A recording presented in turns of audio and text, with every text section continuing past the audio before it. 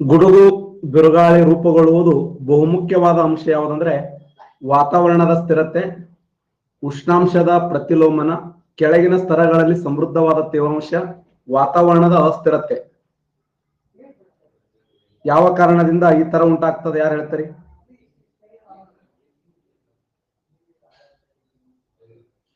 Answer ಮಾಡಬಹುದಾ?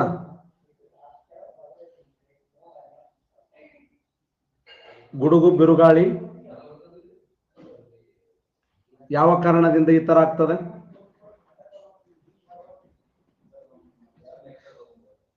Excellent. ವಾತಾವರಣದಲ್ಲಿ ಉಂಟಾಗುವಂತ ಅಸ್ಥಿರತೆ ಕಾರಣದಿಂದ ಈ ತರ ಉಂಟಾಗ್ತದೆ ನೋಡಿ.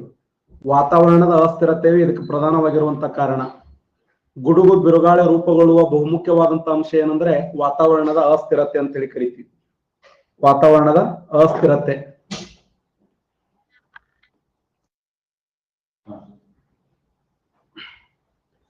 ಅರೋರಾ ಬೋರಿಯಾಲಿಸ್ ಎಲ್ಲಿ ಉಂಟಾಗುತ್ತದೆ? ಸ್ಟ್ರಾಟೋಸ್ಪಿಯರದಲ್ಲಿ, ಅಯನೋಸ್ಪಿಯರದಲ್ಲಿ, ಟ್ರೋಪೋಸ್ಪಿಯರದಲ್ಲಿ, ಓಜೋನೋಸ್ಪಿಯರದಲ್ಲಿ. ಅರೋರಾ ಬೋರಿಯಾಲಿಸ್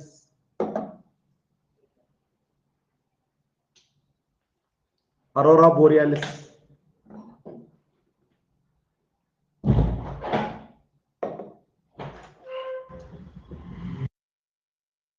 ಯಾವ ವಲಯದಲ್ಲಿ ಉಂಟಾಗ್ತದ?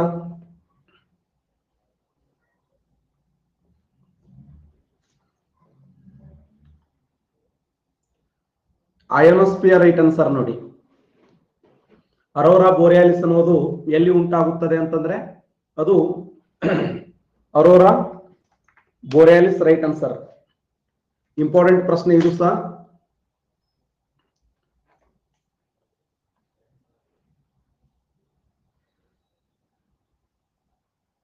ಭೂಮಿಗೆ ಅತ್ಯಂತ ಕೆಳಗಿನ ಪದರು ಯಾವುದು? ಭೂಮಿಗೆ ಅತ್ಯಂತ ಕೆಳಪದರು, ಭೂಮಿಗೆ ಅತ್ಯಂತ ಕೆಳಪದರು ಯಾವ್ದಂದ್ರೆ ಟ್ರೋಪೋಸ್ಪಿಯರ್ ನೋಡಿ. ಟ್ರೋಪೋಸ್ಪಿಯರ್ ಅಂದ್ರೆ ಒಂದೇ, ಇದನ್ನೇ ಪರಿವರ್ತನಾ ಮಂಡಲ ಅಂತ ಕರಿತೀವಿ. ವಾಯುಮಂಡಲದಲ್ಲಿ ಪ್ರಧಾನವಾಗಿ 5 ವಲಯಗಳನ್ನು ನೋಡ್ತಾ ಬರ್ತೀವಿ. ಪರಿವರ್ತನಾ ಮಂಡಲ, ಸಮೋಷ್ಣ ಮಂಡಲ, ಮಧ್ಯಮಂಡಲ, ಅಯನ ಮಂಡಲ, ಬಾಹ್ಯ ಮಂಡಲ. ಸರಿಯಾದಂತ ಉತ್ತರ ಪರಿವರ್ತನಾ ಮಂಡಲ ಅಂದ್ರೂ ಒಂದೇ, ಟ್ರೋಪೋಸ್ಪಿಯರ್ ಅಂದ್ರೂ ಒಂದೇ. ಓಕೆ. ಓಜೋನ್ ಪದರು ಕಂಡು ಬರುವಂತ ವಲಯ ಯಾವುದು? ವಾಯುಮಂಡಲದ ಯಾವ ವಲಯದಲ್ಲಿ ಓಜೋನ್ ಪದರು ಕಂಡು ಬರುತ್ತದೆ?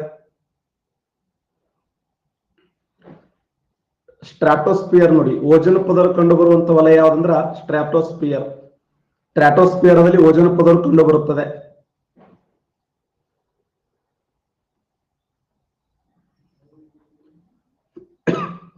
ಪ್ರಮುಖವಾದಂತ ಮಂಡಲಗಳನ್ನು ನೋಡಿ.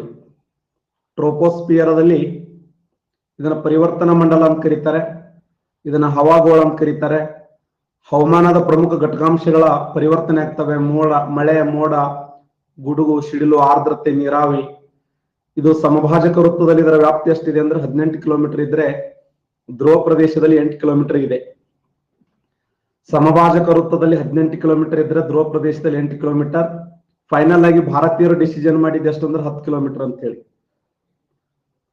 ಈ ವಲಯದ ಒಂದು ವಿಶೇಷ ಏನಂದ್ರೆ ಪ್ರತಿ 1 ಕಿಲೋಮೀಟರ್ ಮೇಲೆ ಹೋದಂತೆ 6.5 ಡಿಗ್ರಿ ಸೆಲ್ಸಿಯಸ್ ಉಷ್ಣಾಂಶ ಕಡಿಮೆ ಆಗ್ತದೆ. ಪ್ರತಿ 1 ಕಿಲೋಮೀಟರ್ ಮೇಲೆ ಹೋದಂತೆ ಅಥವಾ ಪ್ರತಿ 1000 ಮೀಟರ್ ಮೇಲೆ ಹೋದಂತೆ 6.5 ಡಿಗ್ರಿ ಸೆಲ್ಸಿಯಸ್ ಉಷ್ಣಾಂಶ ಏನಾಗ್ತದೆ ಅಂದ್ರ ಕಡಿಮೆ ಆಗ್ತದೆ. ಈ ವಲಯದ ಒಂದು ವಿಶೇಷ ಇದು. ಇನ್ನು 2ನೇ ಮಂಡಲ ಅಂದ್ರೆ ಅದು ವಾಯುಗೋಳ ಅಂತ ಕರಿತೀವಿ. ವಾಯುಗೋಳ ಅಂತಂದ್ರು ಒಂದೇ, ಸ್ಟ್ರಾಟೋಸ್ಪಿಯರ್ ಅಂದ್ರು ಒಂದೇ. ಸ್ಟ್ರಾಟೋಸ್ಪಿಯರ್ಗೂ ಇನ್ನೊಂದು ಹೆಸರೇ ವಾಯುಗೋಳ, ಅಥವಾ ಇದನ್ನ ಸಮೋಷ್ಣ ಮಂಡಲ ಅಂತ ಕರಿತೀವಿ. ವಿಮಾನದ ಹಾರಾಟದ ವಲಯ, ಓಜೋನ್ ಪದರು ಕಂಡು ಬರುವ ವಲಯ. ಯಾವ ವಲಯದಲ್ಲಿ ಓಜೋನ್ ಪದರು ಕಂಡು ಬರುತ್ತದೆ ಅಂತಂದ್ರೆ ಅದು ಸ್ಟ್ರಾಟೋಸ್ಪಿಯರ್ ದಲ್ಲಿ ಓಜೋನ್ ಪದರು ಕಂಡು ಬರುತ್ತದೆ ನೋಡಿ. ಮಿಸೋಸ್ಪಿಯರ್ ಅಂದ್ರೂ ಒಂದೇ, ಇದಕ್ಕೆ ಮಧ್ಯಮಂಡಲ ಅಂತ ಕರಿತೀವಿ. ಇಲ್ಲಿ -95 ಡಿಗ್ರಿ ಸೆಲ್ಸಿಯಸ್ ಉಷ್ಣಾಂಶ ಇರುವುದರಿಂದ ಇದು ಅತ್ಯಂತ ತಂಪಾದ ವಲಯ. ಇಲ್ಲಿ ಉಲ್ಕಿಗಳು ಭಸ್ಮಗೊಳ್ಳುತ್ತವೆ. ಕನ್ನಡದಲ್ಲಿ ಕೇಳುವಂತ ಸಾಧ್ಯತೆ ಇದೆ. ಇಲ್ಲಿ ಇಂಗ್ಲಿಷ್ನೇ ನೀವು ನೋಡ್ಬೇಕು. ಯಾಕಂದ್ರೆ ಹವಾಗೋಳ ಅಂತಂದ್ರೆ ಪರಿವರ್ತನಾ ಮಂಡಲ, ಅಲ್ಲಿ ಟ್ರೋಪೋಸ್ಪಿಯರ್ ಬಿಟ್ಟು ಬೇರೆ ಏನು ಕೊಟ್ಟಿರಂಗಿಲ್ಲ. ಅಲ್ಲಿ ವಾಯುಗೋಳ ಅಂತ ಕೊಟ್ಟಿರ್ತಾನೆ, ಅಲ್ಲಿ ಸ್ಟ್ರಾಟೋಸ್ಪಿಯರ್ ಇರ್ತದೆ. ಇದಕ್ಕೆ ಅಯೋನೋಸ್ಪಿಯರ್ ಅಂದ್ರೂ ಒಂದೇ, ಇದಕ್ಕೆ ಥರ್ಮೋಸ್ಪಿಯರ್ ಅಂದ್ರೂ ಒಂದೇ, ಅಯನೋ ಮಂಡಲ ಅಂತಂದ್ರು ಒಂದೇ. ಇನ್ನು ಲಾಸ್ಟ್ ಯಾವ್ದಂದ್ರೆ ಎಕ್ಸೋಸ್ಪಿಯರ್. ಮನ್ ಇದೇ ಕ್ವಶನ್ ಕೇಳಿದ್ದ, SDA ಕೇಳಿದ್ದ ನೋಡಿ, ಸಾರಿ ಬೆಂಕಿ PSI ಕ್ವಶನ್ ಕೇಳಿದ್ದ. ಫೈರಿಂಗ್ PSI ಅಲ್ಲ. ವಾತಾವರಣದ ಕೊನೆಯ ಮಂಡಲ ಯಾವ್ದಂತ ಕ್ವಶನ್ ಕೇಳಿದ್ದೆ, ಎಕ್ಸೋಸ್ಪಿಯರ್. ಇದನ್ನ ಕಾಂತತ್ವದ ವಲಯ ಅಂತ ಕರೀತಾರೆ, ಅಲ್ಲೇನು ವಾನ್ ವಲಯ ಅಂತ ಕರೀತಾರೆ. ಥರ್ಮೋಸ್ಪಿಯರ್ ಅಂದ್ರೂ ಒಂದೇ, ಆಯನ ಮಂಡಲ ಅಂದ್ರೂ ಒಂದೇ. ಬೆಳಕಿನ ಹಬ್ಬ ಅರೋರಾ ಉಂಟಾಗ್ತದೆ. ಅರೋರಾವನ್ನ ಉತ್ತರ ಧ್ರುವದಲ್ಲಿ ಅರೋರಾ ಬೋರಿಯಾಲಿಸ್ ಅಂತ ಕರೆದ್ರೆ, ದಕ್ಷಿಣ ಧ್ರುವದಲ್ಲಿ ಅರೋರಾ ಆಸ್ಟ್ರೇಲಿಸ್. ಅರೋರಾ ಆಸ್ಟ್ರೇಲಿಸ್ ಅಂತ ಹೆಂಗ್ ನೋಡಬೇಕು ಅಂತಂದ್ರೆ, ಆಸ್ಟ್ರೇಲಿಯಾ ಖಂಡ ದಕ್ಷಿಣ ಧ್ರುವದಲ್ಲಿದೆ. ದಕ್ಷಿಣ ಧ್ರುವದಲ್ಲಿರುವುದರಿಂದ ಅರೋರಾ ಆಸ್ಟ್ರೇಲಿಸ್ ಅಂತ ನೆನ್ಪಿಡಬೇಕು. ಉತ್ತರ ಧ್ರುವದಲ್ಲಿ ಅರೋರಾ ಬೋರಿಯಾಲಿಸ್. ಇದನ್ನೇ ಬೆಳಕಿನ ಹಬ್ಬ ಅಂತ ಕರಿತೀವಿ. ಕೆಲಿನಿ ಮತ್ತು ಹೆವಿಗೆಸ್ಟ್ ಅನ್ನುವಂತ ವ್ಯಕ್ತಿಗಳು ಇದನ್ನ ಆವಿಷ್ಕಾರ ಮಾಡ್ತಾರೆ. ಇದು ರೇಡಿಯೋ ತರಂಗಗಳು ಪ್ರತಿಫಲಿಸುವಂತ ವಲಯ ಅಂತ ಕರಿತೀವಿ. ಯಾವ ಮಂಡಲವನ್ನ ರೇಡಿಯೋ ತರಂಗಗಳು ಪ್ರತಿಫಲಿಸ್ತವೆ ಆಯನ ಮಂಡಲದಲ್ಲಿ. ಆಯನ ಮಂಡಲದಲ್ಲಿ ರೇಡಿಯೋ ತರಂಗಗಳು ಪ್ರತಿಫಲಿಸುತ್ತವೆ. ಭೂಮಿಯ ವಾಯುಮಂಡಲದ ಯಾವುದರಿಂದ ಉಷ್ಣಾಂಶ ಪಡೆಯುತ್ತದೆ? ಭೂಮಿಯು ವಾಯುಮಂಡಲದ ಯಾವುದರಿಂದ ಉಷ್ಣಾಂಶ ಪಡೆಯುತ್ತದೆ ಅಂದ್ರೆ, ಸೂರ್ಯನ ಕಿರಣಗಳಿಂದ, ಭೂ ವಿಕಿರಣಗಳಿಂದ, ಭೂಮಿಯ ಅಂತರಾಳದಿಂದ, ಜ್ವಾಲಾಮುಖಿಯಿಂದ. ಎಷ್ಟು ಚೆನ್ನಾಗಿದೆ ನೋಡಿ ಕ್ವಶನ್, ಆದ್ರೂ ನಾವು ತಪ್ಪಾಗ್ತೀವಿ.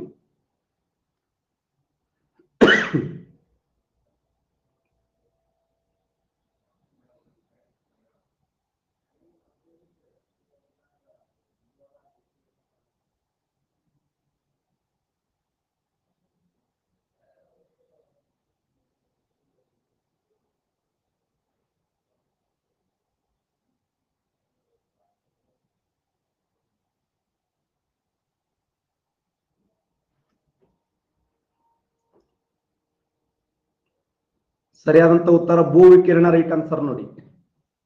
ಭೂಮಿಗೆ ವಾಯುಮಂಡಲದ ಯಾವುದರಿಂದ ಪಡೆಯುತ್ತದೆ ಉಷ್ಣಾಂಶ ಅಂತ ಕೇಳಿದಾಗ ನಾವು ಬಹುತೇಕ ಏನಾಗ್ತೀವಿ ಅಂದ್ರೆ ಸೂರ್ಯನ ಕಿರಣಗಳಂತ ಹಾಕ್ತಿವಿ. ಸೂರ್ಯನ ಕಿರಣಗಳು ಭೂಮಿಗೆ ಬಂದು ಬಡಿಯುತ್ತವೆ.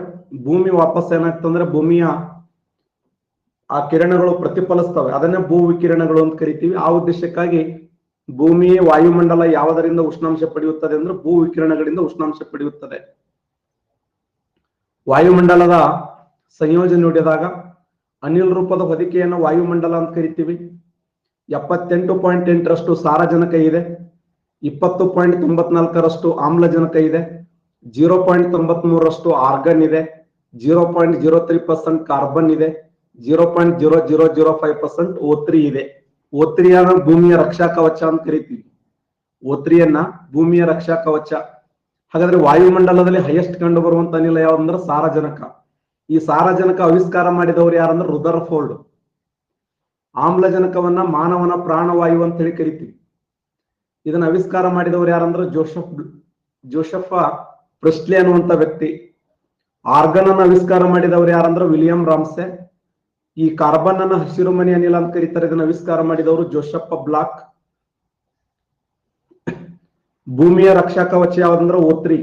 O3ಯನ್ನ ಭೂಮಿಯ ರಕ್ಷಾ ಕವಚ ಅಂತ ಕರಿತೀವಿ. ಮಾನವನ ಇಂಧನ ಯಾವ್ದಂದ್ರೆ C6H12O6. ಗ್ಲುಕೋಸ್ ಅನ್ನ ಮಾನವನ ಇಂಧನ ಅಂತ ಕರೀತಾರೆ. ಪ್ರತಿ ವರ್ಷ ಸೆಪ್ಟೆಂಬರ್ 16 ವಿಶ್ವ ಓಜೋನ್ ದಿನವನ್ನಾಗಿ ಆಚರಣೆ ಮಾಡುತ್ತೇವೆ. ಪ್ರತಿ ವರ್ಷ ಸೆಪ್ಟೆಂಬರ್ 16 ವಿಶ್ವ ಓಜೋನ್ ದಿನವನ್ನಾಗಿ ಆಚರಣೆ ಮಾಡಲಾಗುತ್ತದೆ, ನೆನಪಿಡಿ. Next question.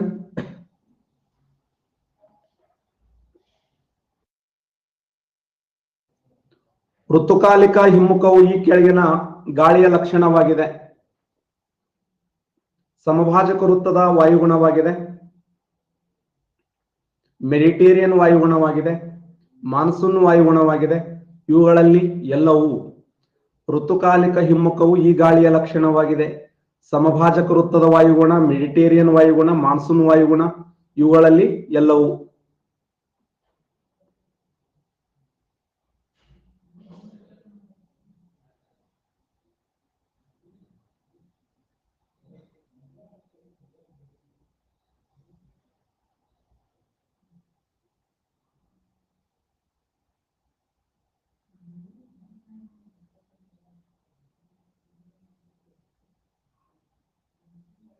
ಸರಿಯಾದಂತ ಉತ್ತರ ಮಾನ್ಸೂನ್ ವಾಯುಗುಣ, ರೈಟ್ ಆನ್ಸರ್ ನೋಡಿ.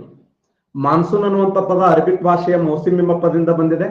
ಮೌಸಿಮ್ ಎಂದರೆ ನಿಯತಕಾಲಿಕ ಅಥವಾ ಋತುಮಾನ ಎಂದರ್ಥ. ಮಾನ್ಸೂನ್ ಮಾರುತಗಳಲ್ಲಿ ಎರಡು ಪ್ರಕಾರ, ಒಂದು ನೈಋತ್ಯ ಮಾನ್ಸೂನ್ ಮಾರುತ, ಇನ್ನೊಂದು ಈಶಾನ್ಯ ಮಾನ್ಸೂನ್ ಮಾರುತ.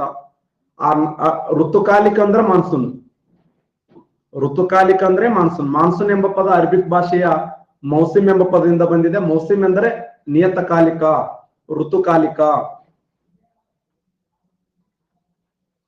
ನಾವು ಉಸಿರಾಡುವ ಗಾಳಿಯಲ್ಲಿರುವಂತಹ ಆಮ್ಲಜನಕದ ಪ್ರಮಾಣ ಎಷ್ಟಿದೆ? ನಾವು ಉಸಿರಾಡುವ ಗಾಳಿಯಲ್ಲಿರುವಂತಹ ಆಮ್ಲಜನಕದ ಪ್ರಮಾಣ ಎಷ್ಟಿದೆ?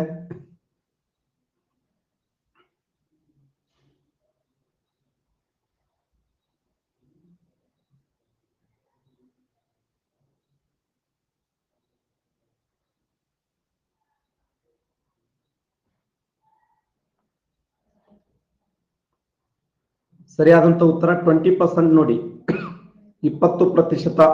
ಹಂಗ್ ನೋಡಿದ್ರೆ 21% ಆಗ್ತದೆ. 20.94 ಅಂದ್ರೆ 21% ಆಗ್ತದ.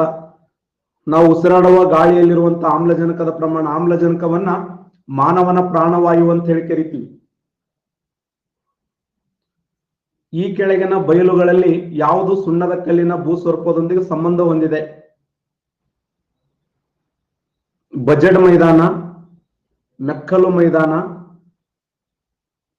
ಕಾರ್ಸ್ ಮೈದಾನ, ಪಾದ ಬೆಟ್ಟಗಳ ಮೈದಾನ. ಸುಣ್ಣದ ಕಲ್ಲಿನ ಮೈದಾನ ಅಂತ ಹೇಳಿ ಕರಿತೀವಿ. ಯಾವ ಮೈದಾನವನ್ನ ಆನ್ಸರ್ ಮಾಡಬಹುದಾ? ಬಜೆಡ್ ಮೈದಾನ, ಮೆಕ್ಕಲು ಮೈದಾನ. ಸರಿಯಾದಂತ ಉತ್ತರ ಸಿ, ರೈಟ್ ಆನ್ಸರ್ ನೋಡಿ. ಕ್ವಾರ್ಟಾ ಜೈಟ್ ಅಂತ ಏನ್ ಕರಿತೀವಲ್ಲ, ಆ ಕ್ವಾರ್ಟಾ ಜೈಟ್ ಅಂದ್ರು ಒಂದೇ, ಸುಣ್ಣದ ಕಲ್ಲಿನ ಮೈದಾನ ಅಂದ್ರು ಒಂದೇ. ಕ್ವಾರ್ಟಾ ಜೈಟ್, ಕ್ವಾರ್ಟಾ ಜೈಟ್ ಸುಣ್ಣದ ಕಲ್ಲಿನ ಮೈದಾನ. ಡಿಯೋಗೋ ಗಾರ್ಸಿಯಾ ದ್ವೀಪ ಯಾವ ಸಾಗರದಲ್ಲಿ ಕಂಡು ಬರ್ತದೆ? ಡಿಯೋಗೋ ಗಾರ್ಸಿಯಾ ದ್ವೀಪ ಹಿಂದೂ ಮಹಾಸಾಗರದಲ್ಲಿ, ಆರ್ಕಟಿಕ್ ಸಾಗರದಲ್ಲಿ, ಅಟ್ಲಾಂಟಿಕ್ ಸಾಗರದಲ್ಲಿ, ಪೆಸಿಫಿಕ್ ಸಾಗರದಲ್ಲಿ ಕಂಡು ಬರುತ್ತದೆ. ಯಾವ ಮಹಾಸಾಗರದಲ್ಲಿ ಕಂಡು ಬರುತ್ತದೆ? ಡಿಯೋಗೋ ಗಾರ್ಸಿಯಾ ದ್ವೀಪ ಅನ್ನುವಂಥದ್ದು ಯಾವ ಸಾಗರದಲ್ಲಿ ಕಂಡು ಬರುತ್ತದೆ? ಹಿಂದೂ ಮಹಾಸಾಗರದಲ್ಲಿ, ಆರ್ಕಟಿಕ್ ಸಾಗರದಲ್ಲಿ, ಅಟ್ಲಾಂಟಿಕ್ ಸಾಗರದಲ್ಲಿ, ಪೆಸಿಫಿಕ್ ಸಾಗರದಲ್ಲಿ.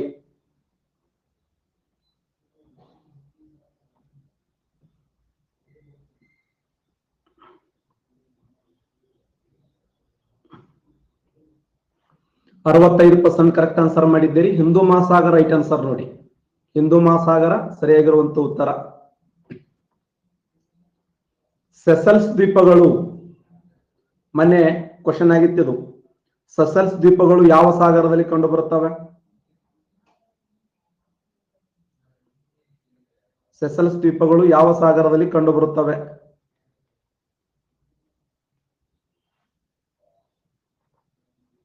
ಹಿಂದೂ ಮಹಾಸಾಗರದಲ್ಲಿ ಕಂಡು ಬರ್ತವೆ ನೋಡಿ. ಸೆಸಲ್ಸ್ ದ್ವೀಪಗಳು ಯಾವ ಸಾಗರದಲ್ಲಿ ಕಂಡು ಬರುತ್ತವೆ ಅಂದ್ರೆ ಹಿಂದೂ ಮಹಾಸಾಗರದಲ್ಲಿ. ನೇರವಾದ ಪ್ರಶ್ನೆ ಹಿಂಗೆ ಕೇಳಿದ್ದ. ಜಗತ್ತಿನಲ್ಲಿ ಅತಿ ಹೆಚ್ಚು ಒಳನಾಡು ಜಲಸಾರಿಗೆ ಹೊಂದಿರುವ ಸಾಗರ? ಜಗತ್ತಿನಲ್ಲಿ ಅತಿ ಹೆಚ್ಚು ಒಳನಾಡು ಜಲಸಾರಿಗೆ ಹೊಂದಿರುವಂತಹ ಸಾಗರ ಯಾವುದು? ಪ್ರಪಂಚದಲ್ಲಿ ಅತಿ ಹೆಚ್ಚು ಒಳನಾಡು ಜಲಸಾರಿಗೆ ಹೊಂದಿರುವ ಸಾಗರ?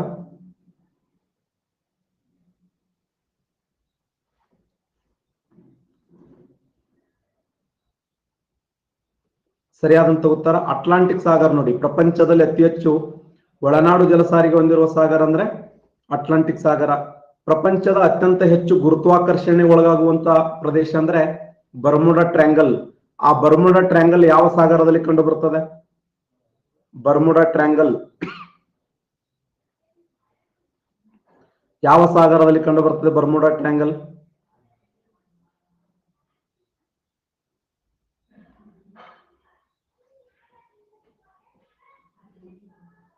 ಸರಿಯಾದಂತ ಉತ್ತರ ಇದೆ, ಅಟ್ಲಾಂಟಿಕ್ ಸಾಗರದಲ್ಲಿ ಕಂಡು ಬರುತ್ತದೆ ನೋಡಿ ಬರ್ಮುಡಾ ಟ್ರ್ಯಾಂಗಲ್.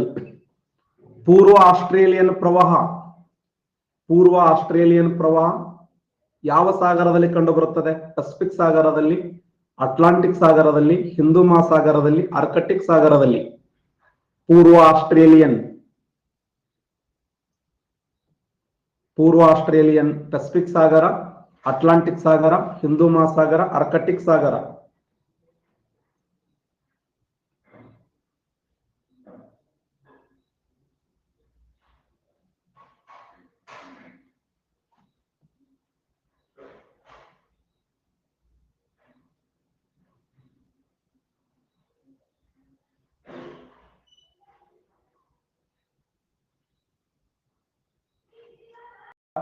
ಪೂರ್ವ ಆಸ್ಟ್ರೇಲಿಯಾ ಎನ್ನುವುದು ಪೆಸಿಫಿಕ್ ಸಾಗರದಲ್ಲಿ ಕಂಡುಬರುವಂತ ಉಷ್ಣೋದಕ ಪ್ರವಾಹ ನೋಡಿ. ಪೂರ್ವ ಆಸ್ಟ್ರೇಲಿಯಾ ಎನ್ನುವುದು ಪೆಸಿಫಿಕ್ ಸಾಗರದಲ್ಲಿ ಕಂಡುಬರುವಂತ ಉಷ್ಣೋದಕ ಪ್ರವಾಹ. ಪಶ್ಚಿಮ ಆಸ್ಟ್ರೇಲಿಯಾ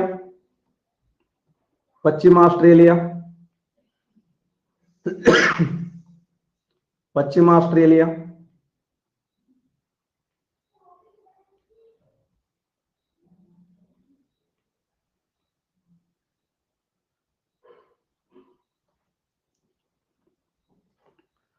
ಪಶ್ಚಿಮ ಆಸ್ಟ್ರೇಲಿಯಾ ಹಿಂದೂ ಮಹಾಸಾಗರದಲ್ಲಿ ಕಂಡುಬರುವಂತ ಪ್ರವಾಹ ಆಗಿದೆ. ಈ ಕೆಳಗಿನ ಯಾವ ಸಾಗರದಲ್ಲಿ ಸಾಗರದ ಪ್ರವಾಹಗಳು ಕಂಡುಬರುವುದಿಲ್ಲ?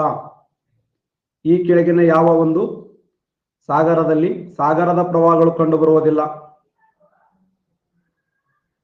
ಸಾಗರದ ಪ್ರವಾಹಗಳು ಕಂಡುಬರದೇ ಇರುವ ಸಾಗರ ಯಾವುದು?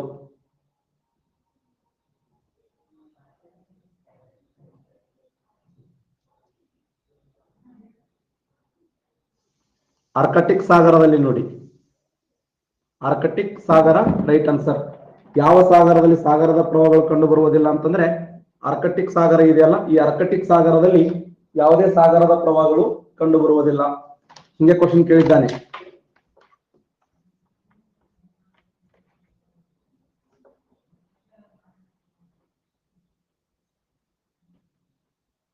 ನೆಕ್ಸ್ಟ್ ಕ್ವಶನ್, ಗಲ್ಫ್ ಸ್ಟ್ರೀಮ್ ಎಂಬುದು ಯಾವ ಸಾಗರದಲ್ಲಿ ಕಂಡು ಬರುತ್ತದೆ? ಗಲ್ಫ್ ಸ್ಟ್ರೀಮ್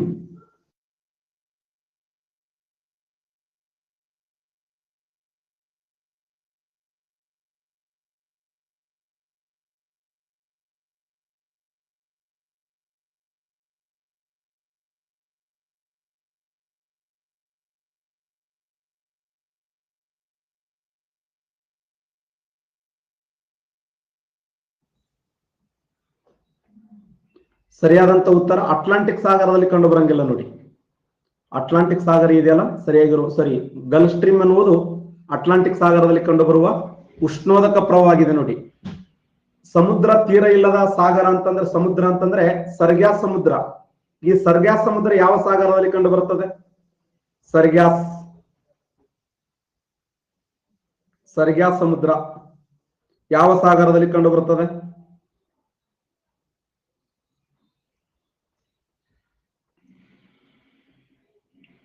ಸರ್ಗ್ಯಾಸ್ ಅಟ್ಲಾಂಟಿಕ್ ಸಾಗರದಲ್ಲಿ ಕಂಡು ಬರ್ತದೆ ನೋಡಿ. ಸರ್ಗ್ಯಾಸ್ ಅನ್ನುವಂತ ಸಮುದ್ರ ಎಲ್ಲಿ ಕಂಡು ಬರ್ತಂದ್ರೆ ಅಟ್ಲಾಂಟಿಕ್ ಸಾಗರದಲ್ಲಿ ನೋಡಿ. ಸಾಗರದ ಪ್ರವಾಹಗಳು ಇದು ಪೂರ್ವ ಆಸ್ಟ್ರೇಲಿಯನ್ ಪೆಸಿಫಿಕ್ ಸಾಗರ. ಇದು ಹಂಬಾಲ್ಟ್ ಅಥವಾ ಪೇರು ಅಂತ ಕರಿತೀವಿ. ಚೀಲಿ, ಒಯೋಸಿ ಅನ್ನುವುದು ಉಷ್ಣೋದಕ ಪ್ರವಾಹ. ಆದರೆ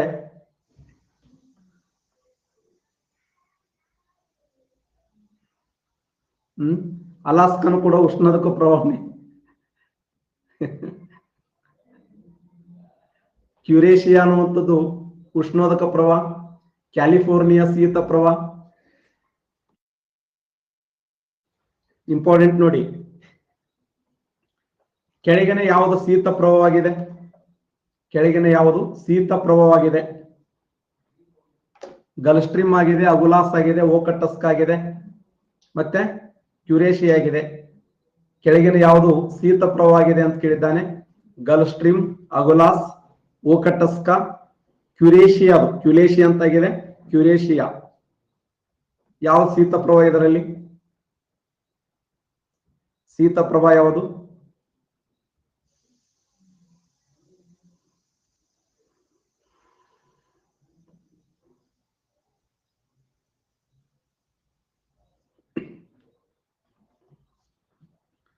ಸರಿಯಾದ ಉತ್ತರ ಓಕಟಸ್ಕ ಇದೆಯಲ್ಲ, ಇದು ಪೆಸಿಫಿಕ್ ಸಾಗರದಲ್ಲಿ ಕಂಡು ಬರುವಂತ ಶೀತ ಪ್ರವಾಹವಾಗಿದೆ.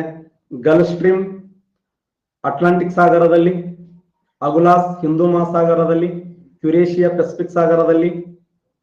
ಇವು ಮೂರು ಉಷ್ಣ ಪ್ರವಾಹಗಳಾದರೆ ಇದು ಶೀತ ಪ್ರವಾಹವಾಗಿದೆ. ಸಾಗರದ ಬಹು ಆಳವಾದಂತ ಮರಿಯಾನ್ ಟ್ರೆಂಚ್ ಯಾವ ಸಾಗರದಲ್ಲಿ ಕಂಡು ಬರುತ್ತದೆ?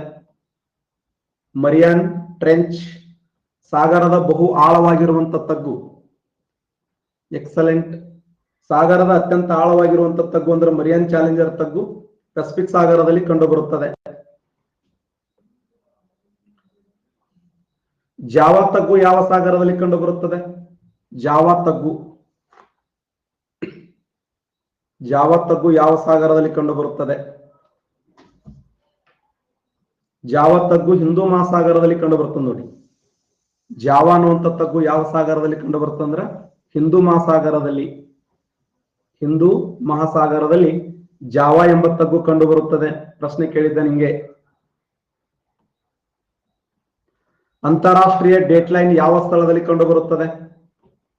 ಇಂಟರ್ನ್ಯಾಷನಲ್ ಡೇ ಲೈನ್, ಅಂತಾರಾಷ್ಟ್ರೀಯ ಡೇಟ್ ಲೈನ್ ಪೆಸಿಫಿಕ್ ಸಾಗರದಲ್ಲಿ, ಹಿಂದೂ ಮಹಾಸಾಗರದಲ್ಲಿ? ಪೆಸಿಫಿಕ್ ಸಾಗರ ರೈಟ್ ಆನ್ಸರ್ ನೋಡಿ. ಅಂತಾರಾಷ್ಟ್ರೀಯ ಡೇಟ್ ಲೈನ್, ಅಂತಾರಾಷ್ಟ್ರೀಯ ದಿನಾಂಕ ರೇಖೆ ಅಂದ್ರೆ ಒಂದೇ. ಪ್ರಪಂಚದ ಸಮಯ ನಿರ್ಧಾರಕ ರೇಖಾಂಶ ಅಂದ್ರ GMT. ಪ್ರಪಂಚದ ದಿನಾಂಕ ರೇಖಾಂಶ ಯಾವುದಂದ್ರೆ ಐಡಿಯಲ್, ಇಂಟರ್ನ್ಯಾಷನಲ್ ಡೇ ಲೈನ್ ಅಂತ ಹೇಳಿ ಕರಿತೀವಿ. ಇದು ಪೆಸಿಫಿಕ್ ಸಾಗರದಲ್ಲಿ ಅಂಕು ಡೊಂಕಾಗಿ ಎಳೆಯಲಾಗಿದೆ. ಯಾವ ಸಾಗರ ನೋಡಲು ಎಂ ಆಕಾರದಲ್ಲಿದೆ ಅಂತ? ಯಾವ ಸಾಗರ ನೋಡಕ್ಕೆ ಎಂ ಆಕಾರದಲ್ಲಿ ಕಂಡು ಬರುತ್ತದೆ? ಪೆಸಿಫಿಕ್ ಸಾಗರ, ಹಿಂದೂ ಮಹಾಸಾಗರ, ಆರ್ಕಟಿಕ್ ಸಾಗರ, ಅಟ್ಲಾಂಟಿಕ್ ಸಾಗರ?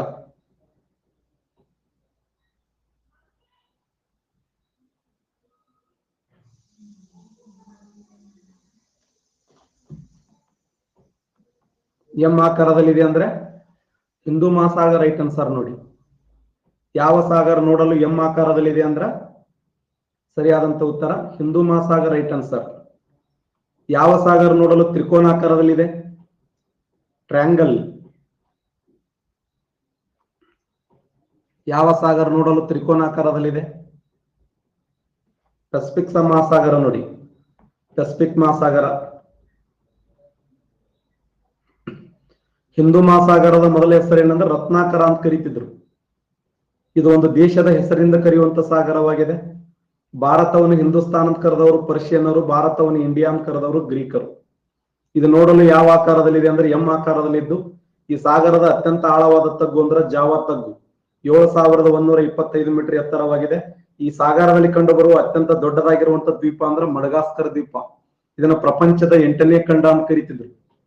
ಇದು ಮಸಾಲೆಗಳಿಗೆ ಫೇಮಸ್ ಆಗಿದ್ದರಿಂದ ಇದನ್ನ ಮಸಾಲೆಯ ದ್ವೀಪ ಅಂತ ಕರೀತಾರೆ. ಇದು ಯಾವ ಖಂಡಗಳ ಮಧ್ಯೆ ಹಂಚಿಕೆಯಾಗಿದೆ ಅಂದ್ರೆ ಆಫ್ರಿಕಾ ಖಂಡ, ಏಷ್ಯಾ ಖಂಡ, ಆಸ್ಟ್ರೇಲಿಯಾ ಖಂಡಗಳ ಮಧ್ಯದಲ್ಲಿ ಹಂಚಿಕೆಯಾಗಿರುವಂತ ಸಾಗರ ಅಂದ್ರೆ ಹಿಂದೂ ಮಹಾಸಾಗರ.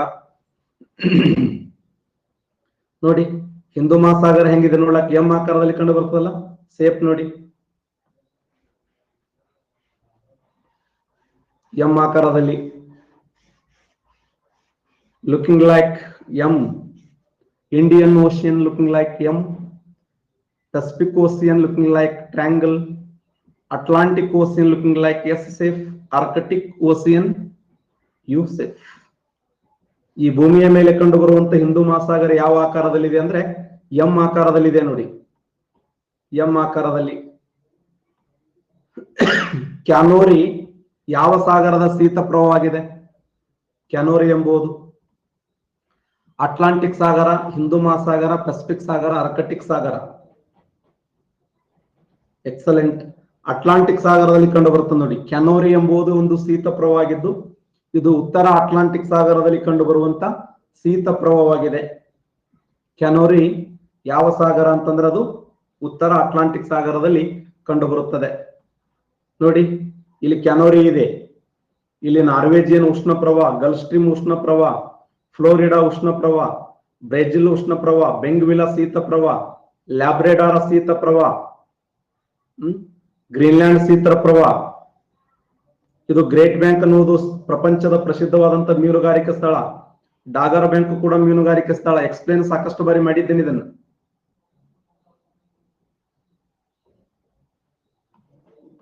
ಅಟ್ಲಾಂಟಿಕ್ ಸಾಗರದಲ್ಲಿ ಗಬ್ರೆ ಆಗಿ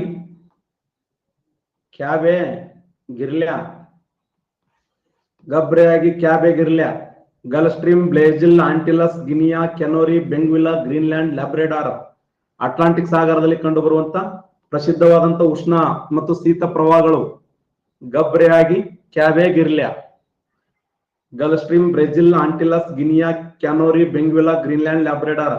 ಈ ಫಾರ್ಮುಲಾ ಸಹಿತವಾಗಿ ನಿಮ್ಗೆ ಈಗಾಗಲೇ ಎಕ್ಸ್ಪ್ಲೇನ್ ಮಾಡಿದ್ದೇನೆ.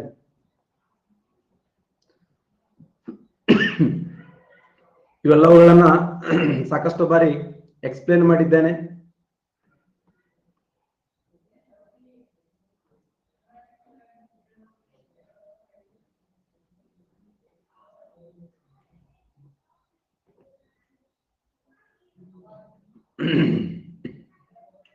ಸೀಮಾ ವಲಯ ಮತ್ತು ಸಿಯಾಲ್ ವಲಯವನ್ನ ಬೇರ್ಪಡಿಸುವಂತ ರೇಖೆ ಯಾವುದು?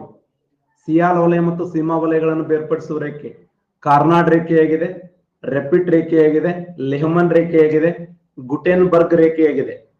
ಸೀಮಾ ವಲಯ ಮತ್ತು ಸಿಯಾಲ್ ವಲಯವನ್ನು ಬೇರ್ಪಡಿಸುವಂತ ರೇಖೆ ಆನ್ಸರ್ ಮಾಡಬಹುದಾ?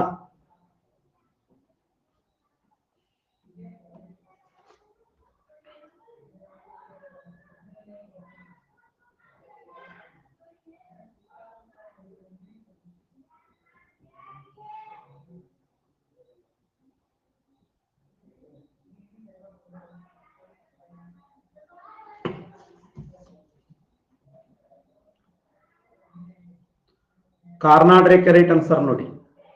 ಕಾರ್ನಾಡ್ ರೇಖೆ ಇದೆಯಲ್ಲ, ಸಿಯಾಲ್ ವಲಯ ಮತ್ತು ಸೀಮಾ ವಲಯಗಳನ್ನ ಬೇರ್ಪಡಿಸುವಂತ ರೇಖೆಯಾಗಿದೆ. ಸಿಲಿಕಾನ್ ಮತ್ತು ಅಲ್ಯೂಮಿನಿಯಂ ಪ್ರಮಾಣ ಹೆಚ್ಚಾಗಿದ್ದರಿಂದ ಇದನ್ನ ಸಿಯಾಲ್ ವಲಯ ಅಂತ ಕರೆದರೆ, ಸಿಲಿಕಾನ್ ಮತ್ತು ಮ್ಯಾಗ್ನೀಷಿಯಂ ಪ್ರಮಾಣ ಹೆಚ್ಚಾಗಿದ್ದರಿಂದ ಇದನ್ನ ಸೀಮಾ ವಲಯ ಅಂತ ಕರೀತಾರೆ. ಸಿಯಾಲ್ ವಲಯ ಮತ್ತು ಸೀಮಾ ವಲಯಗಳನ್ನು ಬೇರ್ಪಡಿಸುವ ರೇಖೆ ಯಾವಂದ್ರೆ ಕಾರ್ನಾಡ್ ರೇಖೆ. ಭೂಮಿ ಅಂತರಾಳವನ್ನು ನೋಡಿದಾಗ ಭೂಮಿ ನೋಡಲು ಯಾವ ಆಕಾರದಲ್ಲಿದೆ ಅಂದ್ರೆ ಜಿಯಾಡ್ ಆಕಾರದಲ್ಲಿ ಕಂಡು ಬರ್ತದೆ. ಭೂಮಿ ನೋಡಲು ಯಾವ ಆಕಾರ ಅಂದ್ರ ಜಿಯಾಡ್ ಆಕಾರದಲ್ಲಿ ಕಂಡು ಬರುತ್ತದೆ. ಭೂಮಿ ಅಂತರಾಳವನ್ನು ನೋಡಿದಾಗ ನಾವು 3 ವಲಯಗಳನ್ನಾಗಿ ವಿಂಗಡಿಸ್ತೀವಿ. ಆ 3 ವಲಯಗಳು ಯಾವ ಅಂತಂದ್ರೆ, ಒಂದು ಭೂಮಿಯ ಮೇಲ್ಪದರು ಶಿಲಾಗೋಳ, ಎರಡನೇದ್ದು ಮಿಶ್ರಗೋಳ, ಮೂರನೇದ್ದು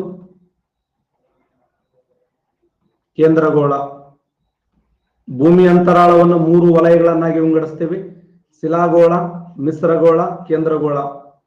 ಈ ಒಂದು ಭೂಮಿಯ ಒಂದು ಭಾಗನ್ನ, ಒಂದು ಪೀಸನ್ನ ಕಟ್ ಮಾಡಿ ತೆಗೆದುಕೊಂಡಾಗ, ಒಂದು ಪೀಸನ್ನ ಕಟ್ ಮಾಡಿ ತೆಗೆದುಕೊಂಡಾಗ ಇದು ನೋಡಿ,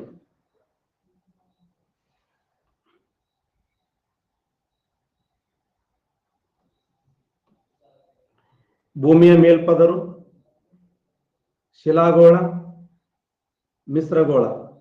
ಇದನ್ನ 2 ಭಾಗ ಮಾಡ್ತೀವಿ. ಒಂದು ಸಿಯಾಲ್ ವಲಯ, ಇನ್ನೊಂದು ಸೀಮಾ ವಲಯ. ಎಸ್ತನೋಸ್ಪಿಯರ್, ಇನ್ನೊಂದು mesosphere. Outer core and inner core.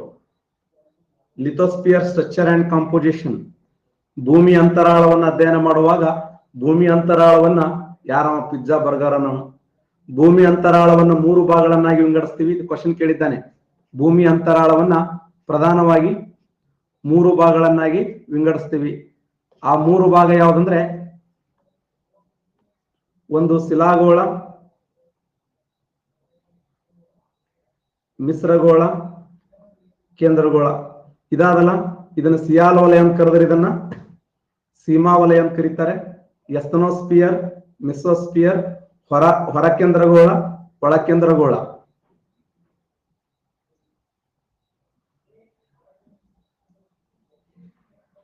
ನಿಮಗೆ ಕುಲ್ಫಿ, ಪಿಜ್ಜಾ, ಬರ್ಗರ್ ಇವೇ ನೆನಪಾತ. ನಿಮ್ಗೆ ಐಸ್ ಕ್ರೀಮ್, ಕೋಲ್ಡ್ ಕಾಫಿ ನೋಡಿ. ಭೂಕಂಪ ಹಾಗೂ ಜ್ವಾಲಾಮುಖಿಗಳು ಕಂಡು ಬರುವಂತ ವಲಯ ಯಾವುದು? ಯಾವ ವಲಯದಲ್ಲಿ ಭೂಕಂಪ ಹಾಗೂ ಜ್ವಾಲಾಮುಖಿಗಳು ಕಂಡು ಬರುತ್ತವೆ? ಎಸ್ತನೋಸ್ಪಿಯರದಲ್ಲಿ.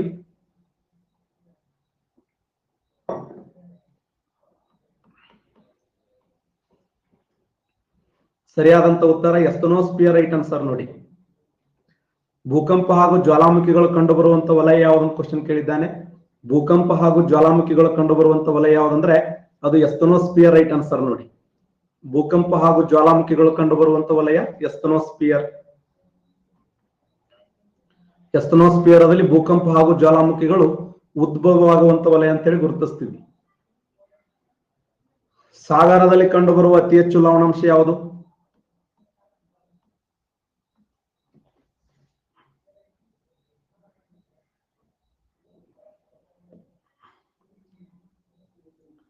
ಸಾಗರದಲ್ಲಿ ಕಂಡುಬರುವ ಗರಿಷ್ಠ ಲವಣಾಂಶ ಯಾವುದು? ಸೋಡಿಯಂ ಕ್ಲೋರೈಡ್ ನೋಡಿ.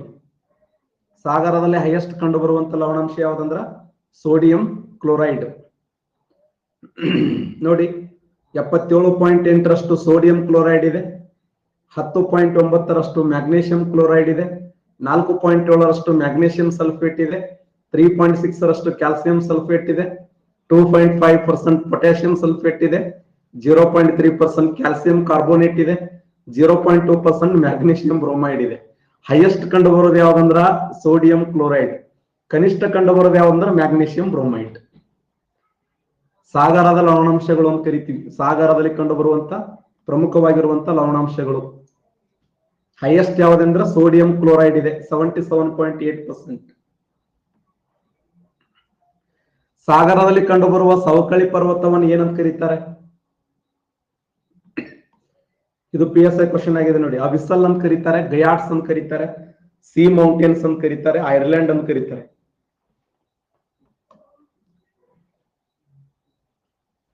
ಗಯಾಡ್ಸ್ ಅಂತ ಕರೀತಾರೆ ನೋಡಿ.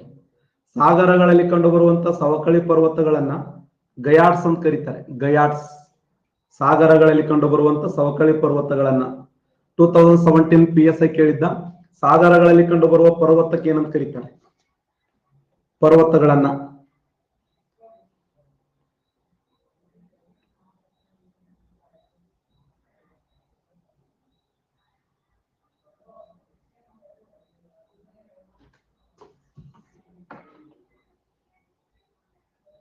ಸಾಗರಗಳಲ್ಲಿ ಕಂಡುಬರುವ ಪರ್ವತಗಳನ್ನ ಸಿ ಮೌಂಟೇನ್ಸ್ ಅಂತ ಕರೀತಾರೆ ನೋಡಿ. C mountains. ಗಯಾಡ್ಸ್ ಅಂತಂದ್ರೆ ಏನು? ಸವಕಳಿ ಪರ್ವತಗಳು ನೋಡಿ.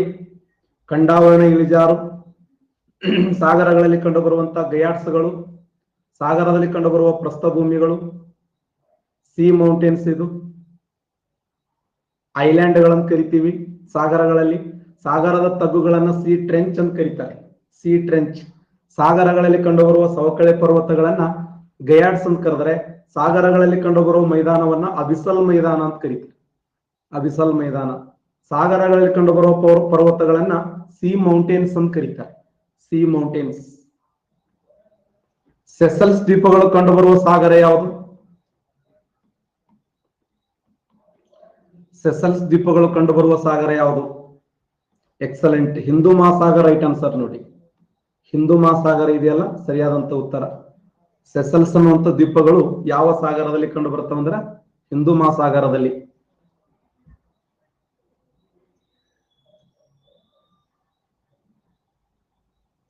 ಸೆಸಲ್ಸ್ ದ್ವೀಪಗಳು ಹಿಂದೂ ಮಹಾಸಾಗರದಲ್ಲಿ ಇದಾವೆ. ಹಿಂದೂ ಮಹಾಸಾಗರದಲ್ಲಿ ಕಂಡುಬರುವ 3 ಉಷ್ಣ ಪ್ರವಾಹಗಳು ಮೊಜಾಂಬಿಕಾ, ಮಡಗಾಸ್ಕರ್, ಅಗುಲಾಸ್. ಮೊಜಾಂಬಿಕಾ, ಮಡಗಾಸ್ಕರ್, ಅಗುಲಾಸ್. ಏಕೈಕ ಶೀತ ಪ್ರವಾಹ ಅಂದ್ರೆ ಪಶ್ಚಿಮ ಆಸ್ಟ್ರೇಲಿಯಾ. ಸುಮ್ ಚಾ ಕುಡ್ಕೋತ ಬೈಪೆಟ್ಟು ಮಾಡಬಹುದು ಇಬ್ಬರು. ಸುಮ್ ಚಾ ಕುಡ್ಯಾಗ ಚಾ ಮುಗಿಸಿದ್ರಾಗಿದ್ದು ಬೈಪೆಟ್ಟು ಆಗ್ತದೆ, ಓದಂಗಿಲ್ಲ ಅಷ್ಟೇ ನಾವು. Mozambique, Madagascar, Agulhas. ಶೀತ ಪ್ರವಾಹ ಪಶ್ಚಿಮ Australia. Madagascar, Mozambique, Australia. Mozambique, Madagascar, Agulhas, ಪಶ್ಚಿಮ ಆಸ್ಟ್ರೇಲಿಯಾ. ಸಿಂಪಲ್ 4 ಅದಾವ. ಸೆಸಲ್ಸ್ ದ್ವೀಪಗಳು ಕಂಡು ಬರುತ್ತೆ ಹಿಂದೂ ಮಹಾಸಾಗರದಲ್ಲಿ. ಇದೆ ನೋಡಿ ಹಿಂದೂ ಮಹಾಸಾಗರದಲ್ಲಿ ಮೊಜಾಂಬಿಕಾ ಇದೆ, ಮಡಗಾಸ್ಕರ್ ಇದೆ, ಅಗುಲಾಸ್ ಇದೆ. ಏಕೈಕ ಶೀತ ಪ್ರವಾಹ ಅಂದ್ರೆ ಪಶ್ಚಿಮ ಆಸ್ಟ್ರೇಲಿಯಾ. ಪೂರ್ವ ಆಸ್ಟ್ರೇಲಿಯಾ ಪೆಸಿಫಿಕ್ ಸಾಗರದಲ್ಲಿ ಕಂಡು ಬರುತ್ತದೆ. ಆಸ್ಟ್ರೇಲಿಯಾ ನೋಡಿದ್ರೆ ಗೊತ್ತಾಗ್ತದೆ, ಪಶ್ಚಿಮ ಹಿಂದೂ ಮಹಾಸಾಗರ, ಪೂರ್ವ ಪೆಸಿಫಿಕ್ ಸಾಗರ. ಹೌದಲ್ಲ? ಅದು ನೋಡಿದ್ರೆ ಆನ್ಸರ್ ಮಾಡಬಹುದು ನಾವು ಈಸಿಯಾಗಿ.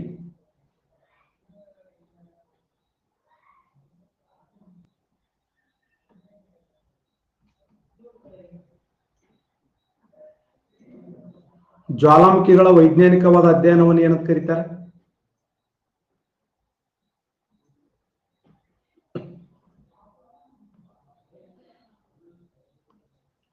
ಶಬಾಷ್. ವಲ್ಕನಾಲಜಿ ಅಂತ ಕರೀತಾರೆ ನೋಡಿ. ಜ್ವಾಲಾಮುಖಿಗಳ ಕುರಿತು ಅಧ್ಯಯನ ಮಾಡುವಂತ ಶಾಸ್ತ್ರವನ್ನ ವಲ್ಕನಾಲಜಿ. ಭೂಮಿ ಅಂತರಾಳದಲ್ಲಿರುವಂತಹ ಶಿಲಾಪಾಕ ಅಥವಾ ಮ್ಯಾಗ್ಮಾ ಭೂ ಮೇಲ್ಮೈ ಬಿರುಕು ರಂಧ್ರಗಳು ಉಂಟಾಗಿ ಹೊರಚಿಮ್ಮುವುದನ್ನು ಜ್ವಾಲಾಮುಖಿ ಅಂತ ಕರೀತಾರೆ. ಜ್ವಾಲಾಮುಖಿಗಳ ವೈಜ್ಞಾನಿಕವಾದ ಅಧ್ಯಯನಕ್ಕೆ ವಲ್ಕನಾಲಜಿ ಅಂತ ಕರೀತಾರೆ. ವಲ್ಕನಾಲಜಿ. ಜ್ವಾಲಾಮುಖಿಯನ್ನ ಸ್ಥಳೀಯರು ಏನಂತ ಕರೀತಾರೆ ಅಂದ್ರೆ ಅಗ್ನಿ ದೇವತೆ ಅಂತ ಕರೀತಿದ್ರು. ವಲ್ಕನೋ ಅನ್ನುವಂತ ಒಂದು ಲಿಪಾರಿ ಸ್ಥಳದಲ್ಲಿ ವಲ್ಕನೋ ಅನ್ನುವಂತ ಒಂದು ದೇವತೆ ಹೆಸರಿಂದ ಕರೀತಾ ಇದ್ರು. ಅದನ್ನೇ ಮುಂದೆ ವಲ್ಕನಾಲಜಿ ಅಂತ ಹೇಳಿ ಕರಿತಾ ಹೋದ್ರು. ಜ್ವಾಲಾಮುಖಿಗಳ ನಾಡು ಯಾವುದು? ಪ್ರಪಂಚದಲ್ಲಿ ಯಾವ ನಾಡನ್ನು ಜ್ವಾಲಾಮುಖಿಗಳ ನಾಡು ಅಂತ ಕರಿತೀವಿ?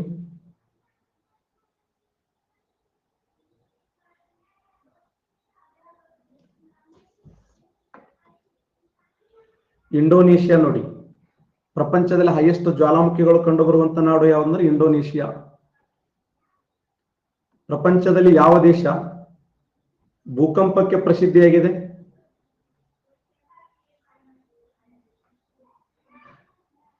ಜಪಾನ್ ದೇಶ ನೋಡಿ. ಜಪಾನ್ ದೇಶ ಭೂಕಂಪ ಫೇಮಸ್ ಆದ್ರೆ ಜ್ವಾಲಾಮುಖಿಗಳ ಫೇಮಸ್ ಅಂದ್ರೆ ಇಂಡೋನೇಷಿಯಾ. ಜ್ವಾಲಾಮುಖಿಗಳನ್ನ ಅಗ್ನಿ ಪರ್ವತಗಳೆಂದು ಕರೆಯುತ್ತಾರೆ. ಉದಾಹರಣೆನ ಜಪಾನ್ ದೇಶದ ಪೂಜಿಯಂ. ಜ್ವಾಲಾಮುಖಿಗಳ ನಾಡು ಯಾವಂದ್ರೆ ಇಂಡೋನೇಷಿಯಾ. ಇಂಡೋನೇಷಿಯಾವನ್ನ ಜ್ವಾಲಾಮುಖಿಗಳ ನಾಡು ಅಂತ ಹೇಳಿ ಕರಿತೀವಿ. ಕೊಟಪಾಕ್ಷಿ ಜ್ವಾಲಾಮುಖಿ ಕಂಡು ಬರುವುದೆಲ್ಲಿ? ಯುನೈಟೆಡ್ ಸ್ಟೇಟ್ ಆಫ್ ಅಮೆರಿಕಾದಲ್ಲಿ, ಹವಾಯಿ ದ್ವೀಪದಲ್ಲಿ, ಫಿಲಿಪೈನ್, ಇಕ್ವೆಡಾರ್.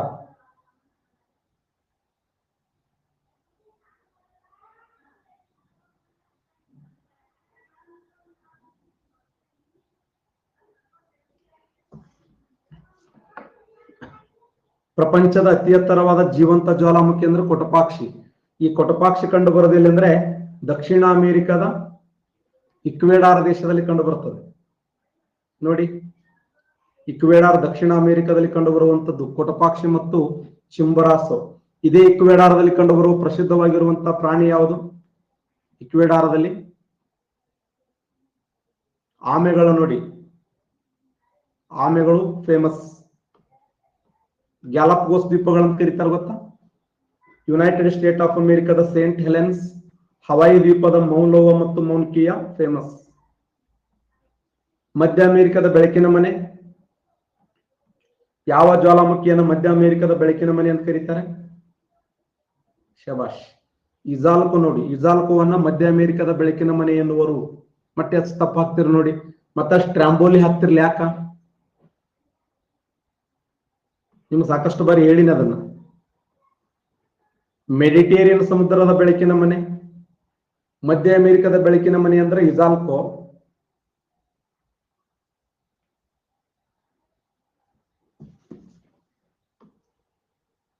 ಸ್ಟ್ರಾಂಬೋಲಿ ರೈಟ್ ಆನ್ಸರ್ ನೋಡಿ.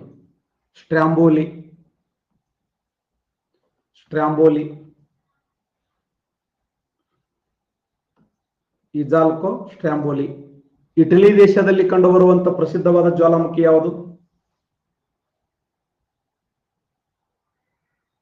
ಇಟಲಿ ದೇಶದಲ್ಲಿ ಕಂಡುಬರುವ ಪ್ರಸಿದ್ಧವಾದ ಜ್ವಾಲಾಮುಖಿ ಮೌಂಟ್ ಎಟ್ನಾ ನೋಡಿ.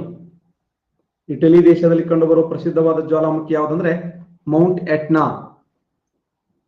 ಮೌಂಟ್ ಎಟ್ನಾ. ಇಕ್ವೆಡಾರದಲ್ಲಿ ಕೊಟಪಾಕ್ಷಿ ಮತ್ತು ಚಿಂಬುರಾಸೋ.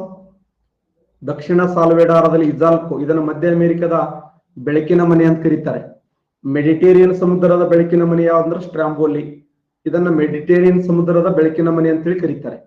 ಯುನೈಟೆಡ್ ಸ್ಟೇಟ್ ಆಫ್ ಅಮೆರಿಕದ ಸೇಂಟ್ ಹೆಲೆನ್ಸ್, ಹವಾಯಿ ದ್ವೀಪದ ಮೌನ್ ಮತ್ತು ಮೌನ್ ಕಿಯಾ ಫೇಮಸ್. ಭಾರತ ದೇಶದ ಅಗ್ನಿ ದೇವತೆ ಯಾವಂದ್ರೆ ಬ್ಯಾರನ್.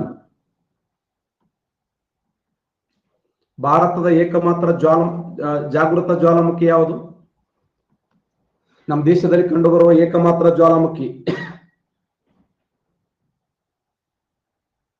ಇದನ್ನ ಜೀವಂತ ಜ್ವಾಲಾಮುಖಿ ಅಂತ ಕರಿತೀವಿ. ಬ್ಯಾರನ್ ರೈಟ್ ಆನ್ಸರ್ ನೋಡಿ. ಬ್ಯಾರನ್ ಸರಿಯಾಗಿರುವಂತ ಉತ್ತರ. ಭಾರತ ಅಂಡಮಾನ್ ನಿಕೋಬಾರದಲ್ಲಿ ಕಂಡುಬರುವಂತ ಬ್ಯಾರನ್. ಇಟಲಿ ದೇಶದ ಸಿಸಿಲಿ ದ್ವೀಪದ ಎಟ್ನಾ, ಮೌಂಟ್ ಎಟ್ನಾ ಫೇಮಸ್. ಮೌಂಟ್ ಪೀಲಿ ಜ್ವಾಲಾಮುಖಿ ಕಂಡುಬರುವುದು ಎಲ್ಲಿ? ಮೌಂಟ್ ಪೀಲಿ ಎಂಬ ಜ್ವಾಲಾಮುಖಿ ವೆಸ್ಟ್ ಇಂಡೀಸ್ ದೇಶದಲ್ಲಿ ಕಂಡುಬರುತ್ತದೆ. ನೇಪಾಳ ದೇಶದಲ್ಲಿ ಕಂಡುಬರುತ್ತದೆ. ವೆಸ್ಟ್ ಇಂಡೀಸ್ ರೈಟ್ ಆನ್ಸರ್ ನೋಡಿ. ವೆಸ್ಟ್ ಇಂಡೀಸ್ ಮೌಂಟ್ ಪೀಲಿ ಅನ್ನುವಂಥದ್ದು. West Indies Mount Pelee. ಇಂಡೋನೇಷ್ಯಾದಲ್ಲಿ ಕರ್ಕಟೋವಾ, ಜಪಾನ್ ದೇಶದಲ್ಲಿ ಪೂಜಿಯಾಂ, ಇಟಲಿ ದೇಶದ ಮೌಂಟ್ ವೆಸುವಿಯಸ್ ಫೇಮಸ್ ಎಲ್ಲ ಇವು. ತಾಂಜೇನಿಯಾ ದೇಶದಲ್ಲಿ ಕಂಡುಬರುವಂತ ಕಿಲಿಮಾಂಜರೋ. ನಾರ್ಕೊಂಡಂ ಒಂದು ಎಂತ ಜ್ವಾಲಾಮುಖಿ? ನಾರ್ಕೊಂಡಂ ಒಂದು ನಿದ್ರಿತ ಜ್ವಾಲಾಮುಖಿ ನೋಡಿ. ನಾರ್ಕೊಂಡಂ ಒಂದು ನಿದ್ರಿತ ಜ್ವಾಲಾಮುಖಿಯಾಗಿದೆ. ಭೂಗೋಳಶಾಸ್ತ್ರದ ಪಿತಾಮಹ ಯಾರು? ಯೂಕ್ಲಿಡ್ ಆಗಿದ್ದಾನೆ, ಅರಿಸ್ಟಾಟಲ್, ಅಗಸ್ಟ್ ಕೋಮ್ಟ್, ಎರಾಸ್ತಾನಿಸ್. ಸರಿಯಾದಂತ ಉತ್ತರ ಎರಾಸ್ಟಾನಿಸ್, ರೈಟ್ ಆನ್ಸರ್ ನೋಡಿ. ಭೂಗೋಳಶಾಸ್ತ್ರದ ಪಿತಾಮಹ ಯಾರಂದ್ರೆ ಎರಾಸ್ಟಾನಿಸ್. ಈತನನ್ನು ಭೂಗೋಳಶಾಸ್ತ್ರದ ಪಿತಾಮಹ ಅಂತ ಹೇಳಿ ಕರೆಯಲ್ಪಡ್ತೀವಿ. ತಪ್ಪಾದ ಜೋಡಿಯನ್ನು ಗುರುತಿಸಿ.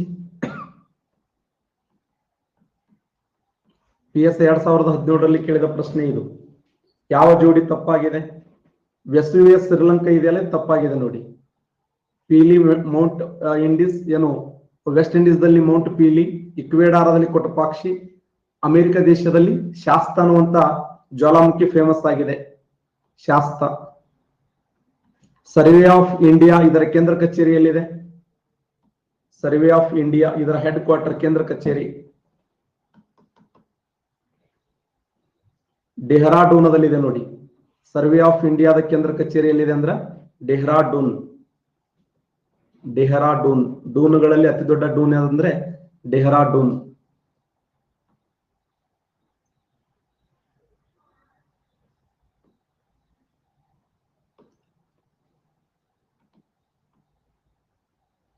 ಭಾರತದ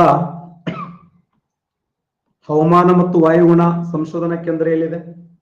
ಭಾರತದ ಹವಾಮಾನ ಮತ್ತು ವಾಯುಗುಣ ಸಂಶೋಧನಾ ಕೇಂದ್ರ.